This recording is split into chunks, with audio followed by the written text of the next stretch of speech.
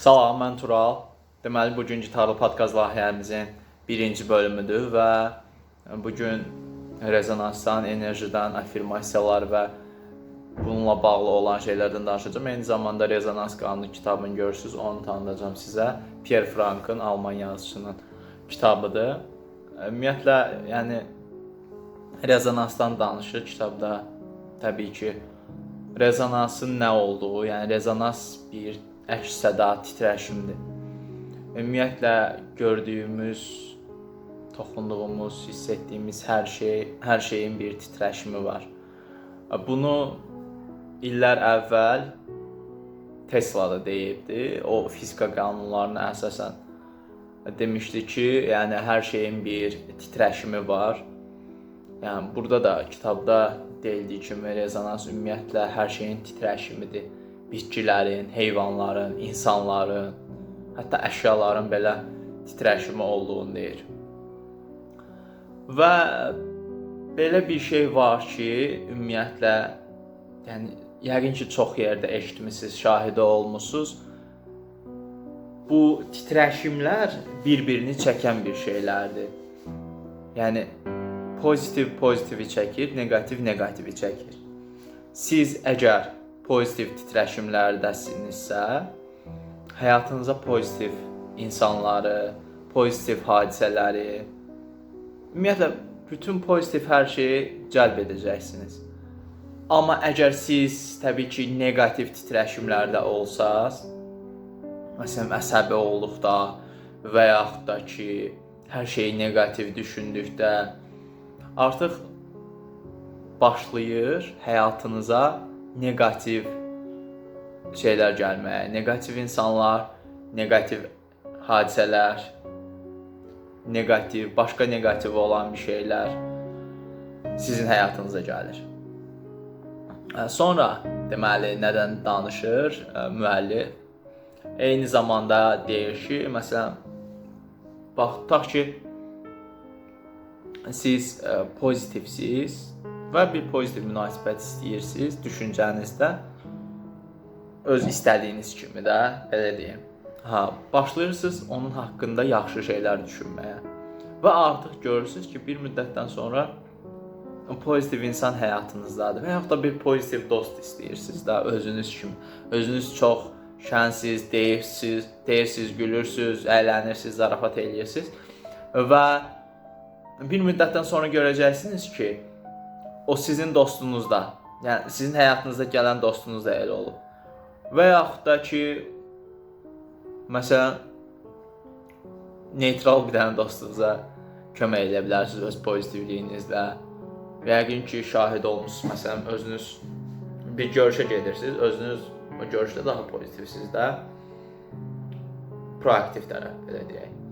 Və görürsünüz ki, bir müddətdən sonra artıq sizin yanınızda olan insana da sizin o şən, əhval-ruhiyyəniz yansıyır və o da artıq yüksək enerjidə olmağa başlayır. Təbii ki, bu sənin özündən asılıdır. Əgər sən o enerjini qorursan, təbii ki, ətrafındaşlara da sıçrayacaq. Amma ki, məsələn, sən ona reaksiya versən, tutaq ki, ona dözümsüzlük göstərsən, yanındakı insanın, o negativ insanların enerjisində boğulacaqsan, belə deyim sənə.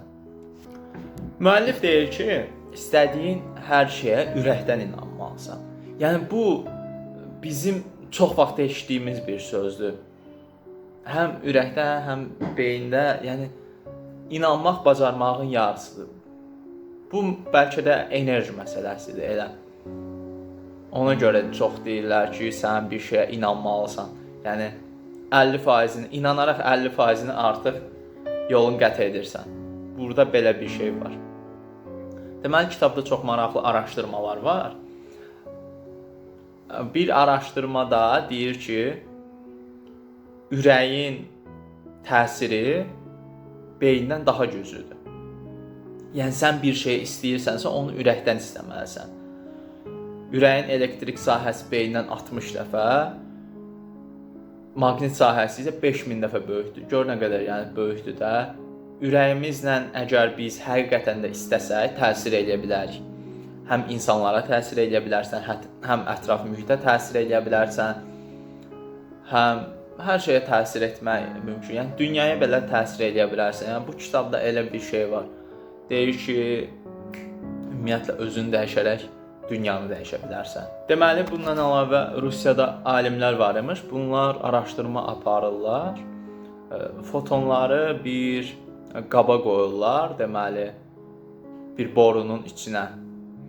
Və sonra görürlər ki, o fotonlar nizamsız bir şəkildədir. Ona insan DNA'sını yerləşdirdikdən sonra nisbətən nizamlı hal almağa başlayır.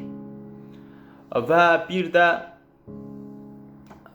başqa bir təcrübədə tutaq ki, emosiyalar DNA'nı dəyişibdir. Sevgidir, minnətdarlıqdır, şükür etməkdir. Bunlar DNA'nı açır bir növ. Amma qorxu, sonra hirs, depressiya və bu kimi pis emosiyalar DNA'nı bağlayır. Hətta belə bir şey var idi ki, tutaq ki, insan DNA'sını götürürlər və səhv etmirəmsə 300 ya 500 kilometr arada, hətta bəlkə də çox idi, tam yadımda deyil, aparırlar, araşdırma aparırlar. Yəni insanın keçirdiyi emosiyalar görək onun DNA'sına təsir edirmi? Və təsəvvür edin ki, insan buradadır, sənin DNA'n hardasa 500, bəlkə də 1000 kilometr səndən uzaqdadır. İnsanın o emosiyaları keçirdikdə DNA'sı dəyişir və uzaqda olan DNA'sına baxırlar, müşahidə aparırlar, görürlər ki, onda da bir dəyişiklik olubdur. Yəni təbii ki, insanın özündə, insan öz DNA'sında onu araşdırırlar və eyni zamanda da uzaqda olan DNA'sına da baxırlar, görürlər ki, bu DNA'da da başqa belə dəyişikliklər olur, mümkündür yəni. Deməli, kitabda bir neçə hadisələr var idi eyni zamanda. İnsanlar var, bir insan var idi, hansı ki, xəstə olmuşdu, xərçəng xəstəsi idi və o sağala bilmirdi. Amma daha doğrusu həkim buna müəyyən bir müddət qoymuşdu. Amma sonra bu öz sağalacağına inandı, qəlbdən güvəndi və bir müddətdən sonra görüb ki, həqiqətən də sağalıb. Ümumiyyətlə, o pozitiv düşüncə, yəni hardasa bir 300 min dəfə bizim orqanizmimizin yaxşılaşmasına təsir edir. Ona görə biz ancaq pozitiv düşüncələrdə olmalıyıq, pozitiv fikirləşməliyik. Başqa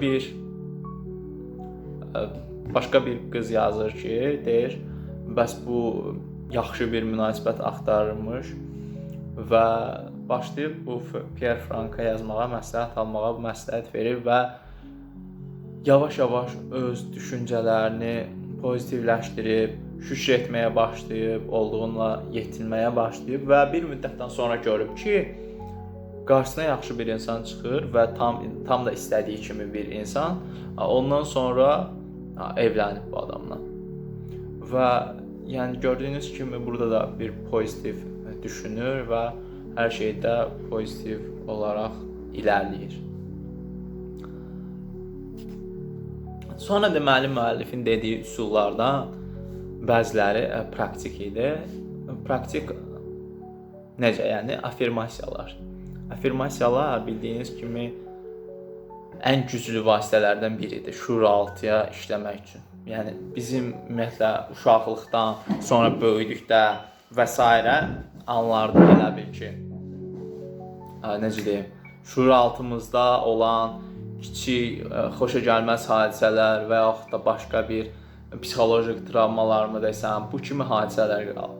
Bunu dəyişmək üçün afirmasiyalar yaxşı bir üsuldur. Sadəcə afirmasiyaların əsas belə o vacib məqamı nədir? Afirmasiyanı dedikdə ona inanmalısan. Həqiqətən də inanmalısan. Yəni biri var özündə deyəsən də, məsələn deyəsən mən çox özgüvənliyəm. Buna sən inanmırsansa, yəni sən özgüvənli ola bilməyəcəksən. Sən bir şey deyirsənsə, ona qəlbdən, beyin cəhətdən inanmalısan. Və görəcəksən ki, həqiqətən də sən bir müddətdən sonra özgüvənli olursan. Düzdür, bu tam sənə 100% özgüvən verəcəkmi? Əlbəttə ki, başqa şeylər də etməlisən bununla yanaşı. Məsələn, gedirsən idmana və yaxud da başqa bir hobi ilə məşğul olursan, bacarıq qazanırsan, bu da sənə özgüvən verir. Yəni əlavə olaraq da. Və eyni zamanda da affirmasiya deyirsən, o affirmasiyalara inanmağa başlayırsan. Affirmasiyalara inandıqda artıq hər şey daha da yaxşı olur. Daha yaxşı bir yerə gedir. Sonra da məsələn bu affirmasiyaları məsələn vizuallaşdıra bilərsən. Bir çox dünyaca məşhur idmançı, deməli, idman yarışına çıxmamışdan öncə özünün neçə dəfə məğlub olduğunu vizuallaşdırır. Yəni o qədər beynində məşq eləyir ki, bunun özü də bir məşq vasitəsidir. Yəni biz tutaq ki, hər hansısa bir idmançı gedib yalnız fiziki məşq eləmir. Yəni bunu professional idmanla məşğul olan insanlar təbii ki də bilir. Yalnız fiziki məşq kifayət etmir. Professional idmanla məşğul olan insanlar eyni zamanda psixoloji olaraq da məşq edirlər. Yəni öz psixologiyalarını gücləndirirlər, daha dözümlü olurlar, daha inadkar və s. Yəni bunlar sənin daha da yaxşı yerə gəlmənə səbəb olur bir növ. Və özümdən bildiyim bir dənə taktikanı da deyim. Deməli, hər şeyi pozitivə yaza bilərsən. Bu da sənə yaxşı bir həm özgüvən verəcək, həm həyatını daha yaxşı səviyyəyə çıxaracaq, yaxşı yaşayacaqsan və daha xoşbəxt olacaqsan. Ümumiyyətlə, xoşbəxtçilikdə bir ayrı mövzudur. Buna da başqa bir podkastda toxunacağam bu mövzuya. Amma ki, yəni demək olar ki, çox sıx bağlı olan mövzulardır. Sırf bu rezonans məsələləri, həm də ki, xoşbəxtçilik. Çünki pozitiv rezonanslar həqiqətən də bizim xoşbəxt olmağımızın bəlkə də deyərdim ki, ilk səbəbidir. Yəni əgər sən həqiqətən də pozitivə köklənmisənsə, xoşbəxt olacaqsan. Yoxsa o pozitivi başqalarından almağı güdürsənsə, heç zaman xoşbəxtçiliyin davamı olmayacaq. Sonra keçək başqa nəyə? Yəni xoşbəxt olmağın bir sirri də şükür etməkdir məncə. Şükür edərək daha da xoşbəxt ola bilərsən. Öz həyatını daha yaxşı yerlərə gətirə bilərsən. Sənsiz yollarda qalıb gözlərim, intizardayam yar, gəl, gəl. Əhdi unutma görüş yerini, ilk bahardayam yar, gəl, gəl. Vəfadarım mənim, ilk baharım mənim, eşqində görmüşəm səadətimi. Məndən dönsən əgər, ayım günəşim sönər, könül verdiyim qoru məhəbbətimi. Nurlu dəniz tək, nurlu gündüz tək, incə duyğumsan yar, gəl, gəl. Mənim həyatım, mənim ömrümsən, şirin yuxumsan yar, gəl, gəl. Nurlu dəniz tək, nurlu gündüz tək, incə duyğumsan yar, gəl, gəl. Mənim həyatım, mənim ömrümsən, şirin yuxumsan yar, gəl, gəl. Vəfadarım mənim, ilk baharım mənim, eşqində görmüşəm səadətimi. Məndən dönsən əgər, ayım günəşim güneşim söner, könül verdim koru məhəbbətimi.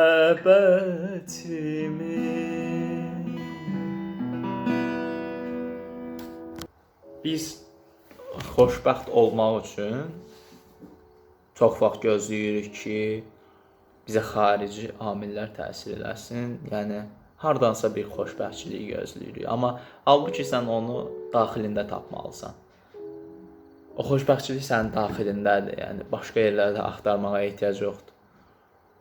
Xaricdən gələn xoşbəxtçilik zaten bir müddətlikdir.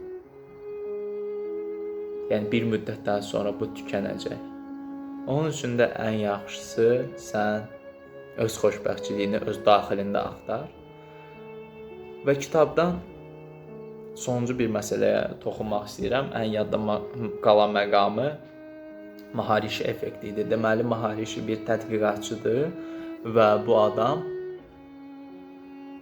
Cənubi Amerikanı hardasa bir 26 şəhərində tədqiqat aparır. Bu 26 şəhərin əhalisinin sayı hər biri 10.000-dən çoxdur.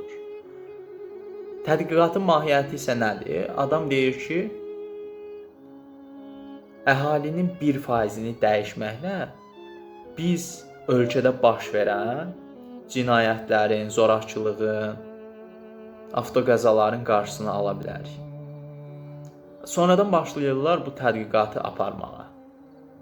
Yəni başlayırlar tədqiqata, gündəlik 1% insan çağırırlar.